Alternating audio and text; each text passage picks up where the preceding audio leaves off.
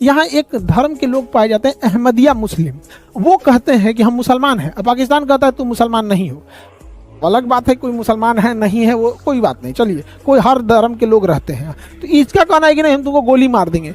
अरे भैया वो अहमदिया है तो तुम गोली काहे मार दोगे? मिर्जा गुलाम अहमद कादियानी कौन है और अहमदिया मुस्लिम का शुरुआत कहाँ से हुआ? हिंदुस्तान में अंग्रेज आया, अंग्रेज ने हिंदुस्तान में मुसलमानों से हुकूमत छीना था, इसलिए अंग्रेज को डर था मुसलमान फिर से हुकूमत पे ना आ जाए, इसलिए अंग्रेज मुसलमानों को आपस में लड़ाने के लिए और मुसलमानों की ताकत को तोड़ने के लिए एक ऐसा बंदा का तलाश था जो मुसलमानों के बीच में नफरत फैलाए।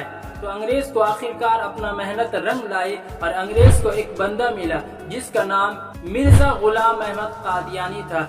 मुल्क हिंदुस्तान के पंजाब स्टेट के जिला गुरदासपुर के रहने वाले मुर्तजा का बेटा 1939 या 40 में मिर्जा गुलाम अहमद कादियानी का पैदाइश होता है। मिर्जा गुलाम अहमद कादियानी कुछ उर्दू के किताब और अरबी के किताब, चंद फारसी की किताब पढ़कर अंग्रेज के इशारे में काम करना शुरू कर देता है। मिर्जा गुलाम अहमद कादियानी अंग्रेज की बताए हुए तरीका में चलना शुरू कर देता है। मिर्जा गुलाम अहमद कादियानी कई दावा किए, इमाम मेहदी होने का, मुजद्दिद होने का। आखिरकार मिर्जा गुलाम अहमद कादियानी खुद को नबूवत का दावा कर दिए। मिर्जा गुलाम अहमद कादियानी खुद को नबी होने का दावा कर दिए। कि दुनिया के मुसलमानों का ये मानना है कि प्यारे नबी मोहम्मद अरबी सल्लल्लाहु अलैहि वसल्लम के बाद अब कोई नया नबी नहीं आएगा और कोई नई आसमानी किताब नाजिल नहीं होगी। पर मिर्जा गुलाम अहमद कादियानी ने खुद को नबी बता दिया और इस्लाम की मुकद्दस किताब कुरान शरीफ है। पर मिर्जा गुलाम अहमद कादियानी एक नई किताब लॉन्च की जिसका नाम बराहीन अहमदिया रखा।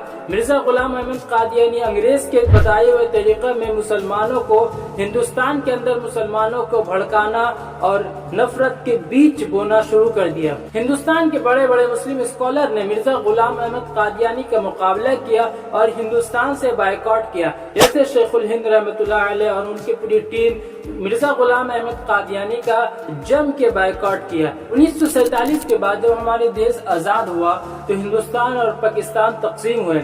हिंदुस्तान से बोरिया बिस्तर उठाकर पाकिस्तान के चिनोट इलाके के करीब बस गए और कुछ लाहौर चले गए। मिर्जा गुलाम अहमद कादियानी का टीम पाकिस्तानी मुसलमानों के भी भड़काना शुरू कर दिया, लेकिन पाकिस्तान के भी मुस्लिम स्कॉलर अतउल्लाह शाह बुखारी साहब और यूसुफ बिनूरी साहब रहमतुल्लाह अलैह बड़े बड़े स्कॉलर ने पाकिस्तान में भी मिर्जा गुलाम अहमद कादियानी का टीम का बायकॉट किया।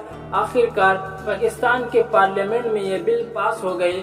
मिर्जा गुलाम अहमद कादियानी को गैर मुस्लिम अक़लियत करार दिया गया। मिर्जा गुलाम अहमद कादियानी को गैर मुस्लिम माना गया पाकिस्तान के पार्लियामेंट के अंदर। मिर्जा गुलाम अहमद कादियानी की टीम पाकिस्तान से उठकर लंदन को चला गया और मुस्लिम देशों के अंदर नफरत के बीज बोना शुरू कर दिया। पर मुस्लिम स्कॉलर ने यहाँ तक नहीं रुके, आलम इस्लाम का सफर किया और मुस्लिम देशों का सफर करके एक बहुत ही बड़ा मीटिंग सऊदी अरब के अंदर मक्कातुल मुकर्रमा में रखा गया। पूरी दुनिया की जमात के नुमाइंदे मिर्जा गुलाम अहमद कादियानी के खिलाफ मक्कातुल मुकर्रमा में जमा हुए।